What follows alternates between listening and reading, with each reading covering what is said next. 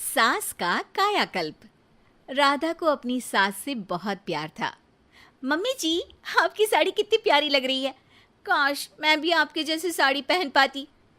अरे बेटा, हमारे जमाने में तो साड़ी ही चलती थी। तू क्या करेगी साड़ी पहनकर? दिन भर भागा दौड़ी करती है। साड़ी कंफर्टेबल नहीं फील कराएगी। तू तो ऐसे ही जचती है बेटा। राधा सास को लेकर घूमने जाती, सैर करती और उनसे खूब बातें किया करती थी।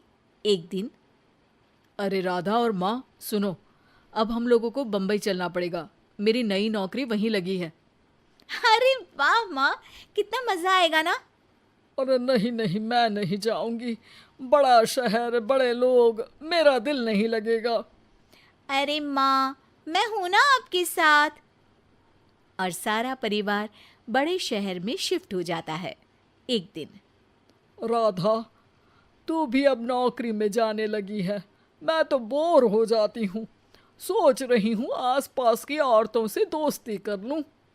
हाँ हाँ माँ, और क्या। यहाँ की औरतें तो किटी पार्टी और बहुत सी फन लविंग एक्टिविटी करती हैं। तो बेटा, दो चार फन लविंग से मुझे भी मिलवा देना। बहू सास के साथ बाहर निकलती है तो देखती है कि सास की उम्र की जो औरतें टहल रही हैं, उनका पहनावा ओढ़ावा सास से बिल्कुल अलग है। लेकिन फिर भी राधा एक औरत को रोकती है। Hello aunty, how are you? Oh great darling. Aunty, हम लोग यहाँ नए शिफ्ट हुए हैं। ये मेरी मम्मी है। क्या ये कल से आप लोगों को ज्वाइन कर सकती हैं? वो औरत सास की तरफ बड़ी ही अजीब नज़रों से देखती है, फिर कहती है, अब ठीक है, कल से भेज देना। सास समझ जाती है कि उस औरत को वो ठीक नहीं लगी, लेकिन फिर भी वो कुछ नहीं बोलती। अगले दिन, अरे माँ, अच्छी सी साड़ी पहनकर तैयार होकर जाइए। आपको आपकी दोस्तों के पास जाना है ना। और नहीं नहीं, मैं सोच रही हूँ घर पर बैठकर टीवी देखूं। वैसे भी रामायण का नया एपिसोड आएगा। नहीं माँ, आप जाओ ना, लोगों से मिलो, बात करो, अच्छा लगेगा। ना चाहते हुए भी सास उन लोगों के पास जाती है, लेकिन सभी सास से बुरा व्यवहार करते हैं। सास मुंह लटकाकर घर आ जाती है। बहू समझ जाती है कि सास को कुछ हुआ है।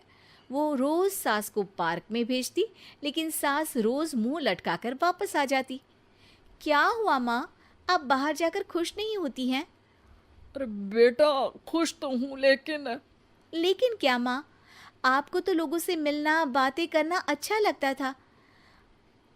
मैं देख रही हूँ कि आजकल आप बाहर से आती हैं तो परेशान सी दिखती हैं।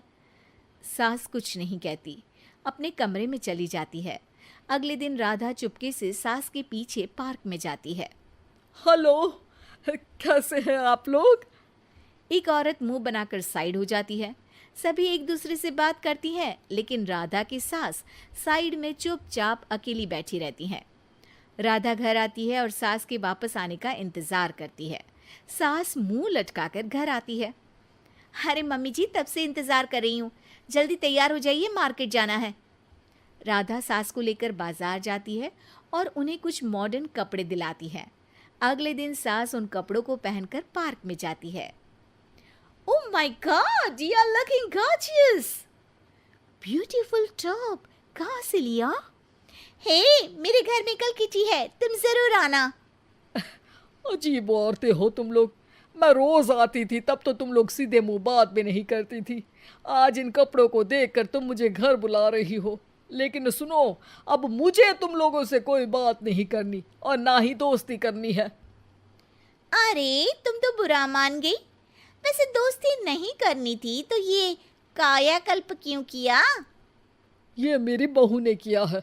मैं यहाँ सिर्फ ये देखने के लिए आई थी कि तुमको मुझसे समस्या है या मेरे कपड़ों से।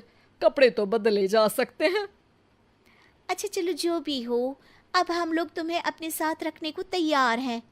लेकिन अब मुझे तुम लोग नहीं पसंद। ये बोलकर राधा की सास वहां से चली जाती है। वाह माँ जी, आज तो आपका चेहरा खिला खिला सा लग रहा है। लगता है आपकी सहेलियों ने आपको अपना लिया। हाँ, वो तो अपनाना ही था। दिखावे वाली जो है वो, मेरे कपड़े बदलते ही उनका दिल बदल गया। लेकिन आज मैं उन्हें मना कर आई, अरे क्यों माँ जी? क्योंकि उन लोगों को मुझसे नहीं मेरे कपड़ों से दोस्ती करनी थी। वैसे मेरे पास तो तू है ना, मेरी प्यारी बहू, मुझे किसी की जरूरत नहीं है। अरे नहीं नहीं माँ जी, आप ऐसा क्यों सोच रही हैं? बेटा ये गलत भी तो नहीं है, जैसा देश वैसा भेष। क्यों?